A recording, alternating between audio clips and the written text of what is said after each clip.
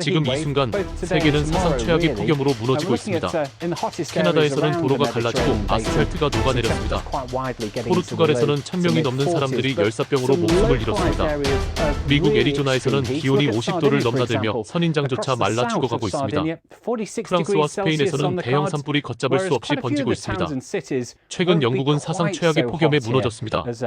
런던 중심부 철도는 고열로 녹아내렸고 공항 활주로는 마비됐습니다. 병원은 고열 환자로 넘쳐났고 도시 전체가 숨을 쉴 수 없는 열기로 뒤덮였습니다. 2022년 여름 영국에서만 2,985명이 더위로 목숨을 잃었습니다. 유럽 전체로는 61,672명이 사망했습니다. 그런데 영국의 이 혼란과는 정반대로 같은 시각 한국 서울에서는 시민들이 반팔 차림으로 조깅을 하고 야외 테라스에서 점심을 즐기며 일상을 이어가고 있다는 뉴스 보도에 영국 전역은 충격에 빠졌습니다. 안녕하세요. 저는 사라 윌리엄스입니다. BBC 기후 전문 기자로 20년간 전 세계의 기후 재앙을 취재해왔습니다. 그날 저는 모든 취재 계획을 전면 수정한 뒤 곧장 한국으로 향했습니다. 한국에서 확인한 것은 충격적인 현실이었습니다. 이 나라는 폭염을 참는 문제가 아닌 극복할 수 있는 시스템 문제로 전환했다는 것이었습니다. 그리고 제가 목격한 것은 재앙이 아니라 기적이었습니다. 같은 지구, 같은 여름인데 어떻게 이런 일이 가능할까요? 런던 히드로 공항, 섭씨 41.2도. 제 인생에서 가장 뜨거운 날이었습니다. 공항 바닥에 주저앉은 사람들, 땀으로 흠뻑 젖은 셔츠, 숨쉬기조차 버거운 공기. 킹스 크로스역 철로가 녹아내리고 루턴 공항 활주로가 말랑해져 비행기가 이착륙할 수 없는 상황. 영국 전체가 더위 앞에 무력하게 무너지고 있었습니다. 그때 휴대폰이 울렸습니다. 서울에 사는 친구가 보낸 15초 영상. 그 순간 저는 눈을 의심했습니다. 서울의 사람들은 반팔 차림으로 거리를 걸었고 표정은 여유롭고 밝았습니다. 차가운 커피를 마시며 공원에서 조깅하는 사람들, 테라스에서 점심을 즐기는 가족들. 모두가 평온해 보였습니다. 더위에 지친 기색은 전혀 없었습니다. 그날 밤 저는 충격적인 사실들을 발견했습니다. 반면 한국은 어떨까요?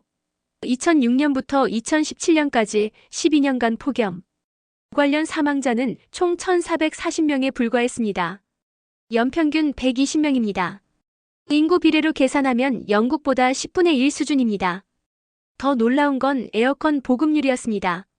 한국은 97%, 일본 91%, 미국 90%인 반면 영국은 고작 5%, 독일은 3%, 유럽 평균은 19%에 불과했습니다. 이 숫자들이 의미하는 바를 이해하는 순간 저는 항공편을 바꿨습니다. 스페인이 아닌 서울로. 인천공항에 내리자마자 첫 번째 충격을 받았습니다. 외부 온도는 섭씨 32도. 런던에서라면 국가 비상사태 수준입니다. 하지만 이곳에서는 그저 더운 날일 뿐이었습니다. 공항 내부는 마치 거대한 냉장고 같았습니다. 화장실까지도 완벽하게 냉방되어 있었죠. 이런 수준의 냉방을 경험한 건 처음이었습니다. 공항 철도에 탔을 때 두 번째 충격이 왔습니다. 객차 내부가 얼음장처럼 차가웠습니다. 런던의 여름철 지하철이 찜통 같은 것과는 정반대였죠. 한국인 승객에게 물어봤습니다. 버스와 지하철도 모두 에어컨이 나옵니까? 당연하죠. 버스, 지하철, 택시 전부요. 안 나오면 아무도 안 탈걸요. 이 대답이 제게는 충격이었습니다. 에어컨이 선택이 아닌 권리로 인식되고 있었던 겁니다. 택시를 타고 시내로 향하며 저는 더 놀라운 사실들을 발견했습니다. 인도 곳곳에 설치된 자동 차양막이 일정 온도 이상이 되면 스스로 펼쳐졌습니다. 도시 곳곳의 건물들, 편의점, 소규모 식당, 카페, 은행, 심지어 간이 가판대까지 모두 강력한 에어컨을 가동하고 있었습니다. 이는 단순한 시설의 문제가 아니었습니다. 도시 전반이 유기적으로 연결된 거대한 냉방 네트워크였습니다. 어느 장소에서든 시원하고 안전한 공간으로 이동할 수 있었습니다. 다음 날 서울시청에서 박정우 과장을 만났습니다. 그가 설명한 시스템은 경이로웠습니다. 서울 시내 1,200곳 이상의 무더위 쉼터가 24시간 운영. 하루 3차례 특수 살수 차량이 도로 전체에 물을 분사. 온도 센서가 장착된 스마트 차양 구조물이 자동으로 작동 모든 공공건물의 냉방 온도 표준화. 1994년 폭염으로 많은 인명피해가 발생한 후 한국 사회는 에어컨을 사치가 아니라 생존을 위한 필수 설비로 인식하게 되었습니다. 이것이 핵심이었습니다. 철학의 차이였던 것입니다. 그런데 같은 시기 미국과 영국은 어떤 정책을 펼치고 있었을까요? 미국의 경우 2023년 애리조나 주에서만 645명이 열사병으로 사망했습니다. 텍사스에서는 450명이 목숨을 잃었습니다. 하지만 연방정부 차원의 체계적인 냉방 정책은 전무했습니다. 각 주정부가 개별적으로 대응할 뿐이었죠. 캘리포니아는 그나마 나은 편이지만 남부주들은 여전히 개인이 알아서 해결할 문제라는 인식이 강했습니다. 뉴욕시의 경우도 마찬가지였습니다. 2023년 여름 열사병으로 69명이 사망했는데 대부분이 에어컨이 없는 저소득층 가정에서 발생했습니다. 시정부는 일부 쿨링센터를 운영하지만 한국의 1200개 쉼터와는 비교할 수 없는 규모였습니다. 더 충격적인 것은 미국의 에너지 정책이었습니다. 미국은 전 세계 냉방용 전력의 40%를 소비하면서도 효율성에는 무관심했습니다. 낡은 에어컨으로 막대한 전력을 낭비하는 것이 일상이었죠. 한국의 인버터 기술과는 정반대의 접근법이었습니다. 영국은 더욱 처참했습니다. 2022년 폭염 당시 보리스 존슨 총리는 영국인들은 더위를 잘 견딘다며 별다른 대책을 내놓지 않았습니다. 그 결과 2,985명이 목숨을 잃었죠. 영국 정부는 2022년이 되어서야 처음으로 적색 폭염 경보를 발령했습니다. 하지만 구체적인 대응책은 물을 많이 마시고 그늘에 있으라는 수준이었습니다. 체계적인 쿨링센터도 도로 살수 시스템도 자동 차양막도 없었습니다. NHS 국민보건서비스는 폭염 기간 중 응급실 방문자가 평소보다 300% 증가했다고 발표했지만 정부의 대응은 개인이 조심하라는 권고 수준에 머물렀습니다. 더 가관인 것은 영국의 건축 규정이었습니다. 신축 건물에 에어컨 설치를 의무화하기는커녕 오히려 환경에 해롭다며 제한하는 지역이 많았습니다. 역사적 건물들은 외관 보존을 이유로 냉방시설 설치가 아예 금지되어 있었죠. 반면 한국은 어떻게 접근했을까요? 정부는 에어컨을 국민 생존권으로 정의했습니다. 첫째, 전국적인 냉방 인프라를 구축했습니다. 모든 지자체에 무더위 쉼터 설치를 의무화하고 24시간 운영비를 국고에서 지원했습니다.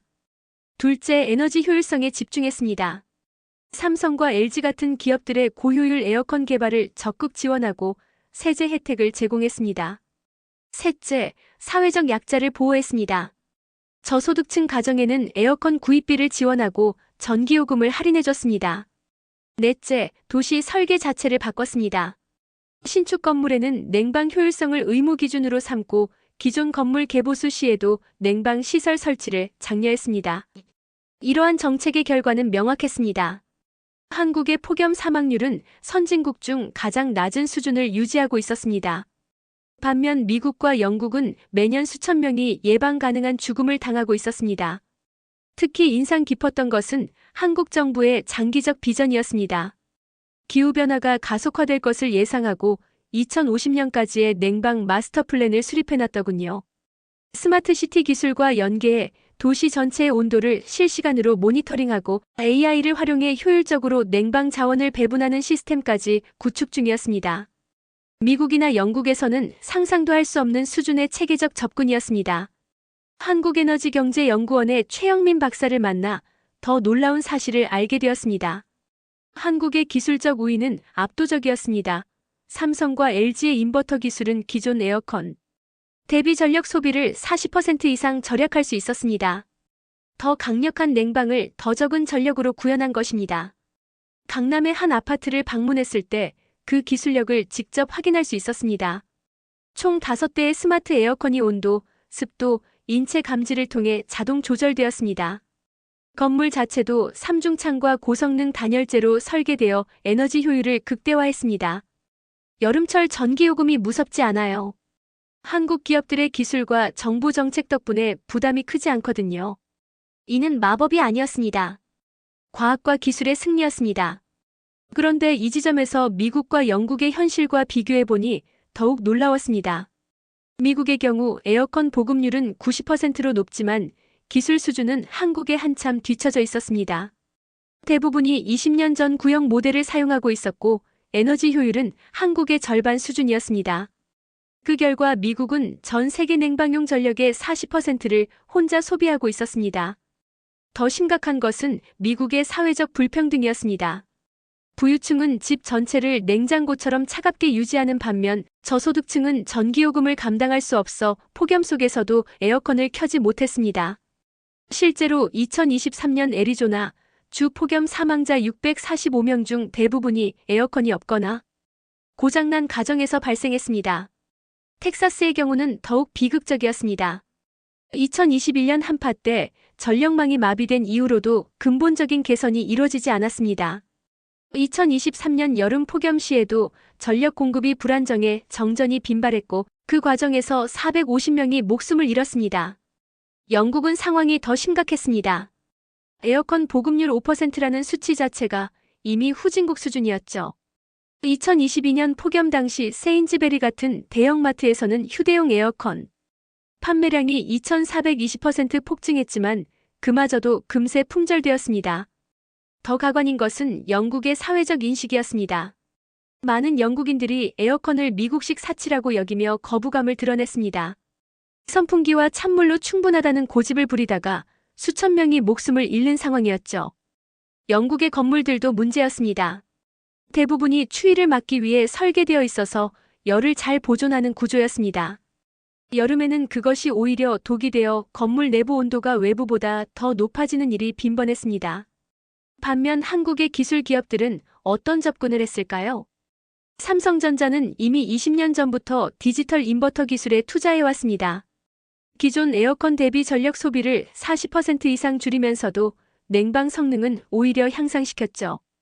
2024년 현재 삼성의 에어컨은 AI 기술을 활용해 사용자의 생활 패턴을 학습하고 최적의 냉방 환경을 자동으로 조성합니다.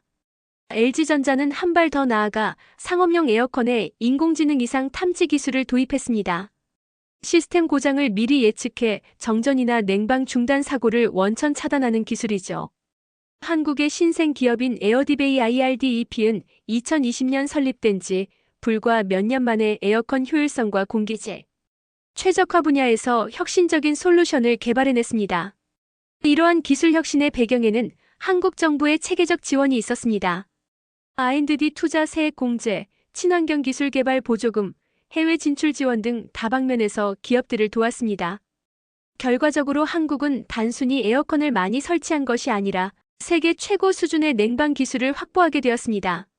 제가 수집한 데이터는 충격적이었습니다. 한국 가정용 에어컨 보급률 97% 2024년 기준, 일본 91%, 미국 90%, 중국 60%. 반면 독일 3% 50% 이상의 사무빌딩에만 설치. 네덜란드 시장 규모 최소 5만 4천 대, 이탈리아 7%, 그나마 유럽에서 가장 높음. 스페인 30%, 세비야 같은 더운 지역은 70%, 영국 5% 미만. 유럽에서는 에어컨 사용에 허가가 필요한 나라들도 있었습니다. 스위스는 건강상 이유가 아니면 허가를 주지 않았습니다. 그런데 여기서 더 중요한 것은 단순한 보급률이 아니라 정부의 철학적 접근이었습니다. 미국의 경우를 보겠습니다. 보급률은 90%로 높지만 정부의 역할은 거의 없었습니다. 시장에 모든 것을 맡기는 방식이죠. 그 결과 부유층과 빈곤층 간의 냉방 격차가 심각했습니다. 2023년 뉴욕시 데이터를 보면 맨하탄 어퍼, 이스트 사이드 같은 부유한 지역의 폭염 사망률은 거의 0에 가까웠습니다. 반면 브롱크스나 퀸즈의 저소득 지역에서는 여전히 많은 사람들이 더위로 목숨을 잃었습니다. 더 놀라운 것은 미국 정부가 이를 개인의 선택과 책임으로 치부한다는 점이었습니다. 연방 차원의 냉방 지원 정책은 거의 전무했고 각 주정부도 소극적이었습니다. 영국은 더욱 처참했습니다. 정부가 적극적으로 에어컨 사용을 억제하는 정책을 폈습니다. 환경에 해롭다, 전통적인 영국식 생활과 맞지 않는다는 이유였죠. 2022년 폭염 당시에도 정부의 공식 권고는 창문을 열고 선풍기를 트라는 수준이었습니다. 체계적인 쿨링센터 운영이나 냉방시설 확충 계획은 전혀 없었습니다. 독일은 더욱 극단적이었습니다. 많은 지역에서 주거용 에어컨 설치를 법적으로 제한하고 있었습니다. 에너지 절약을 명분으로 내세웠지만 실제로는 구시대적 사고에 갇혀 있었던 것이죠. 이탈리아는 역설적인 상황이었습니다. 유럽에서 가장 더운 나라 중 하나임에도 불구하고 에어컨 보급률이 7%에 불과했습니다.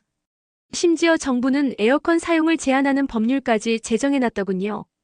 여름철 특정 시간대에는 에어컨 사용을 금지하거나 최저 온도를 제한하는 조치였습니다. 반면 한국은 정반대의 철학을 가지고 있었습니다. 정부가 앞장서서 모든 국민이 시원하게 살 권리를 보장하겠다고 선언했습니다. 구체적인 정책들을 살펴보니 그 차이가 더욱 명확해졌습니다. 한국 정부는 1994년 폭염 참사 이후 국가 냉방 종합계획을 수립했습니다. 단계별로 전국의 냉방 인프라를 확충하고 취약계층을 우선 지원하며 기술 혁신을 통해 비용을 절감한다는 로드맵이었습니다. 첫 번째 단계는 공공부문부터 시작했습니다. 모든 정부 청사, 학교, 병원, 지하철역에 의무적으로 냉방 시설을 설치했습니다. 두 번째 단계는 민간 부문으로 확산했습니다. 상업 건물과 다중이용시설에 냉방시설 설치를 법적 의무로 만들었습니다.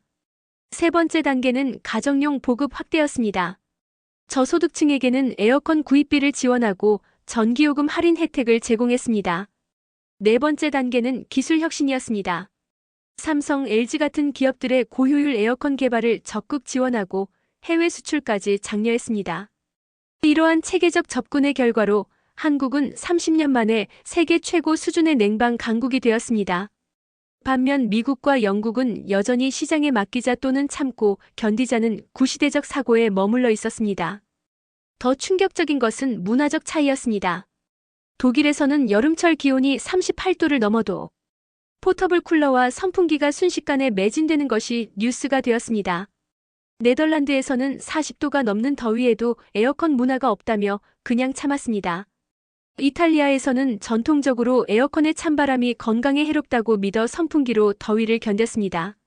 심지어 에어컨 사용을 제한하는 법률까지 있었습니다. 영국의 상황은 더욱 기가 막혔습니다. 2022년 폭염 당시에도 많은 영국인들이 에어컨은 미국인들이나 쓰는 것이라며 거부감을 드러냈습니다.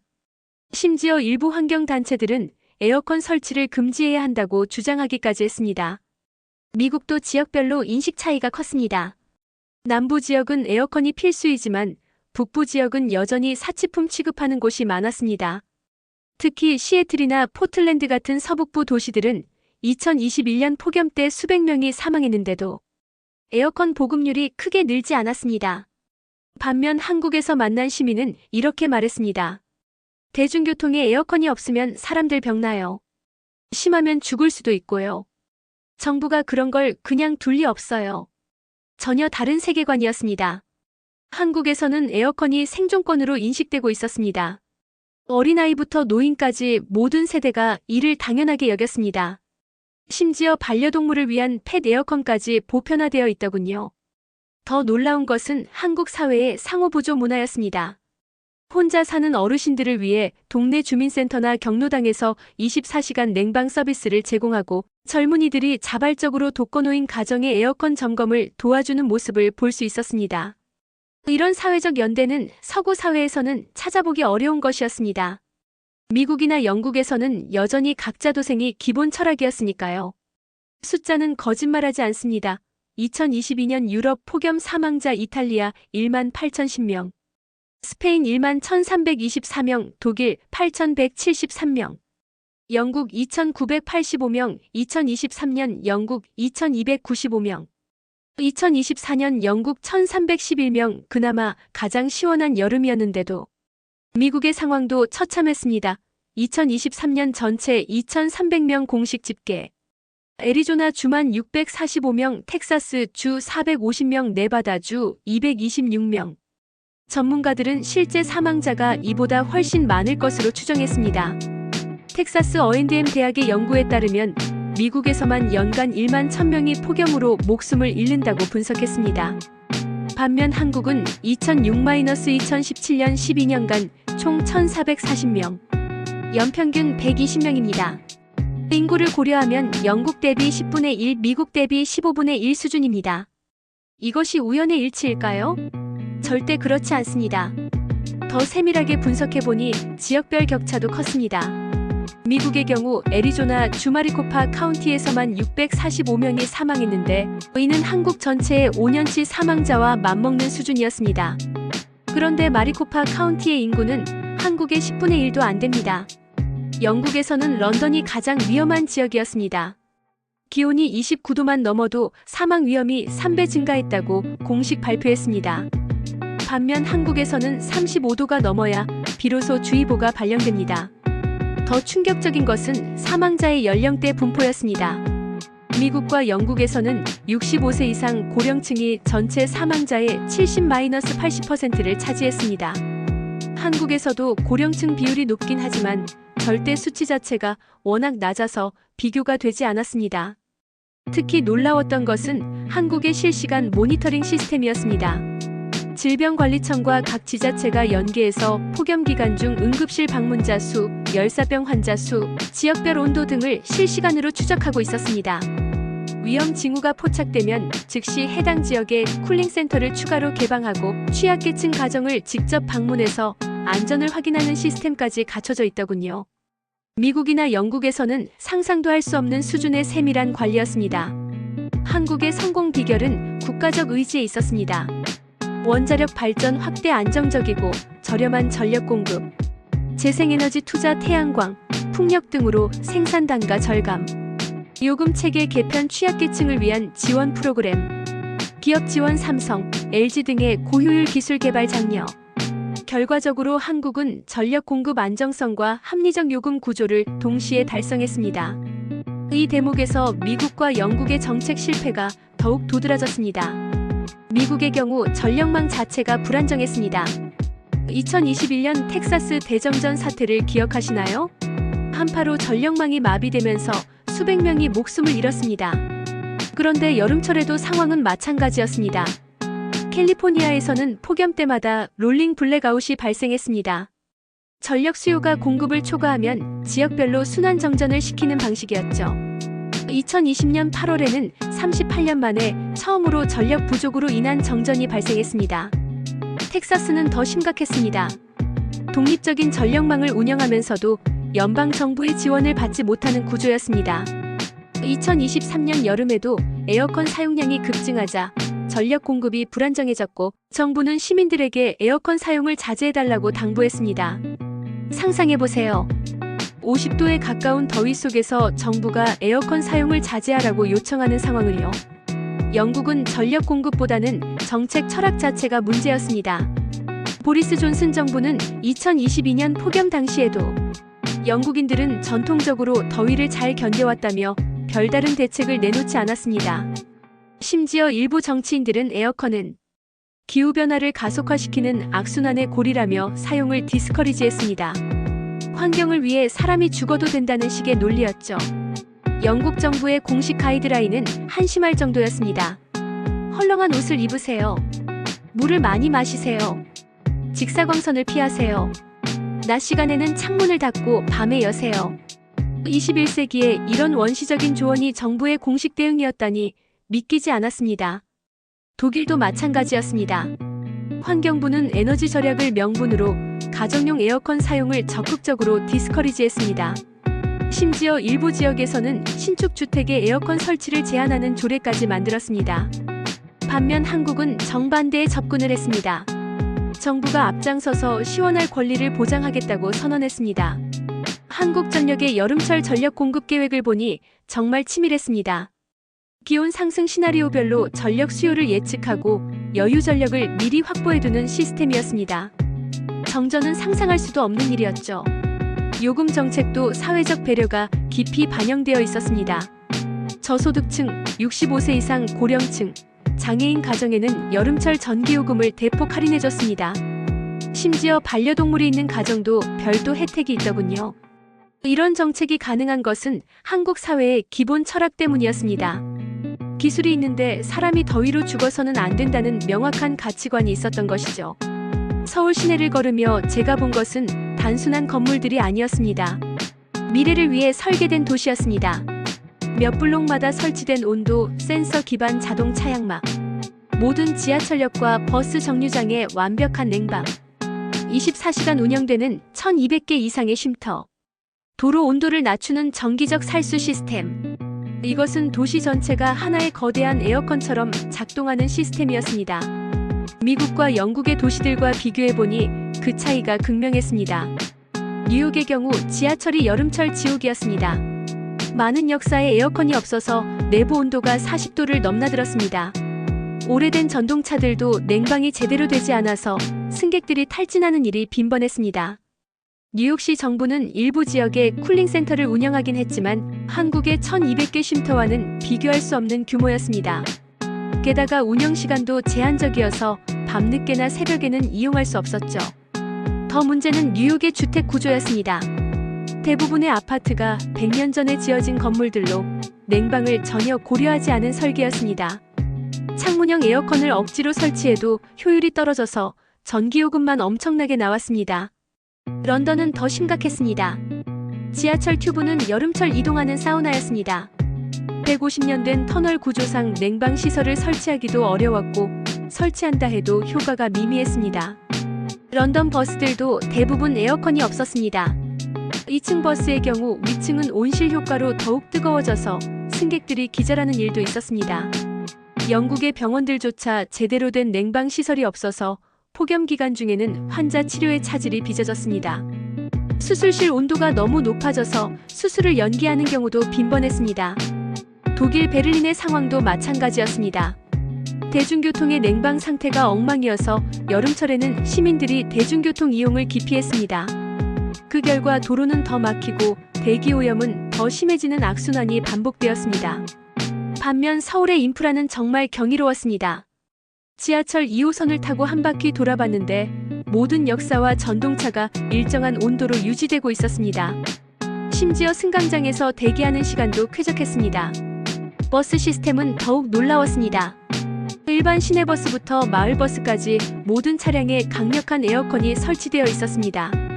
기사님들도 에어컨 없는 버스는 상상할 수 없다고 하더군요. 서울의 지하상가들도 인상적이었습니다. 명동, 강남, 홍대 등 주요 지역의 지하상가들이 거대한 냉방 네트워크로 연결되어 있어서 시민들이 더운 날씨에도 쾌적하게 이동하고 쇼핑할 수 있었습니다. 심지어 서울의 공원들도 차별화되어 있었습니다. 한강공원 곳곳에 에어컨이 설치된 휴게소가 있고 남산공원에는 더위를 피할 수 있는 그늘막과 쿨링 시설이 체계적으로 배치되어 있었습니다. 이 모든 것이 30년에 걸친 체계적 계획의 결과물이었습니다. 한국은 단순히 에어컨을 설치한 것이 아니라 도시 전체를 살기 좋은 공간으로 재설계한 것이었습니다. 제 보고서가 방송된 후 반응은 폭발적이었습니다. 영국 항공사들 서울행 직항편 완전 매진. 영국 정부 에어컨 구매세 즉시 철폐. 런던 시정부 모든 공공건물 냉방 설치 의무화. 유럽 각국 한국 기업들과의 기술 협력 너시. BBC 앵커 정말로 한국에는 모든 곳에 에어컨이 있다는 말씀인가요? 네, 맞습니다. 카페, 식당, 상점, 버스, 기차, 택시, 심지어 공중화장실까지요. 한국에서는 정부, 기업, 시민 모두가 에어컨을 기본 권리로 인식하고 있습니다. 현재 한국의 냉방 기술은 전 세계로 수출되고 있습니다. 삼성전자 글로벌 에어컨 시장 점유율 상위. LG전자 AI 기반 이상 탐지 기술로 상용 냉방 시스템 혁신. 한국 스타트업 에어딥 에어컨 효율성과 공기질 최적화 기술. 2024년 한국 에어컨 시장 규모 24억 7천만 달러, 2029년 예상 규모 29억 달러. 한국 HVAC 시장 2023년 36억 3천만 달러에서 2030년 55억 7천만 달러로 성장 예상. 이는 단순한 제품 판매가 아닙니다. 생존 기술의 전파입니다. 제가 서울에서 발견한 것은 기술이나 돈의 문제가 아니었습니다. 철학의 차이였습니다. 서구의 접근법 더위는 자연의 일부이니 참아야 한다. 한국의 접근법 기술이 있는데 사람이 더위로 죽어서는 안 된다. 1994년 폭염으로 92명이 사망한 후 한국은 결정했습니다. 다시는 이런 일이 없어야 한다고. 그 결과가 지금의 한국입니다. 기후변화가 가속화되는 지금 한국의 모델은 더욱 중요해집니다. 2050년까지 전 세계 에어컨 설치 대수 56억 대 예상. 아시아와 아프리카에서 폭발적 증가 예상. 에너지 효율 개선이 핵심 과제. 한국이 이미 해답을 제시했습니다. 고효율 기술과 체계적 정책의 결합으로 경제성과 생존 모두를 달성할 수 있음을 증명했습니다. 명동 거리를 걸으며 제가 본 풍경은 경이로웠습니다. 여름 저녁 가족들이 편안하게 거리를 거닐고 청소년들이 야외에서 활동하고 어르신들이 여유롭게 산책하는 모습. 한국에서는 여름이 삶을 제한하지 않습니다. 오히려 사람들이 여름을 통제하고 있었습니다. 공원의 벤치마다 자동 차양막이 설치되어 있고 근처 편의점에서는 밝은 불빛 아래 사람들이 편안하게 쇼핑을 즐겼습니다. 이 모든 것이 한국인들에게는 너무나 당연한 일상이었습니다. 제 보고서 이후 전 세계적으로 한국 모델에 대한 관심이 폭증했습니다. 유럽연합 2023년 130만 대 설치, 2050년까지 4배 증가 예상. 독일 2018년 13만 대 판매, 매년 6% 성장률. 네덜란드 가장 작았던 시장이 급속 성장 중. 하지만 여전히 갈 길이 멉니다. 유럽 전체 보급률이 19%에 불과한 현실에서 한국의 97%는 다른 차원의 이야기입니다. 냉방이 경제에 미치는 영향도 간과할 수 없습니다. 업무 효율성 적정 온도에서 생산성 20-30% 향상. 의료비 절감 열사병 치료비 대비 예방 비용이 10분의 1.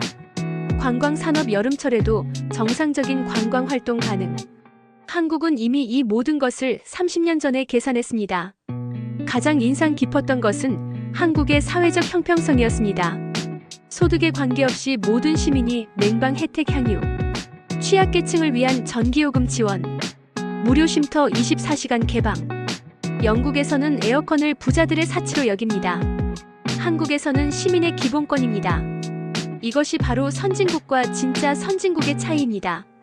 서울에서의 일주일은 제 인생을 바꿨습니다. 저는 단순히 다른 나라를 방문한 것이 아니었습니다. 미래를 목격한 것이었습니다. 한국은 증명했습니다. 올바른 기술, 정책, 그리고 사회적 의지가 결합된다면 기후변화는 극복 가능한 도전이 됩니다. 경제성과 생존을 동시에 달성할 수 있습니다. 모든 시민이 평등하게 보호받을 수 있습니다.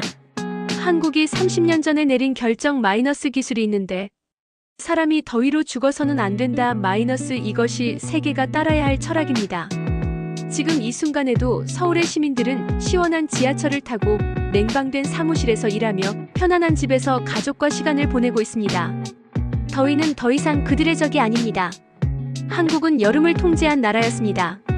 그리고 이제 전 세계가 그 해답을 배우기 시작했습니다. 기후변화가 절망의 시작이 아니라 더 나은 세상을 향한 출발점이 될 수 있다는 증거. 그것이 바로 대한민국이 세계에 보여준 희망입니다. 한국에서는 에어컨을 선택이 아닌 권리로 만들었다. 기술이 사람을 살린다. 서울, 그곳은 여름을 이긴 도시였다. 오늘 이야기 어떠셨나요? 내일은 더 재미있는 영상으로 찾아뵙겠습니다. 감사합니다.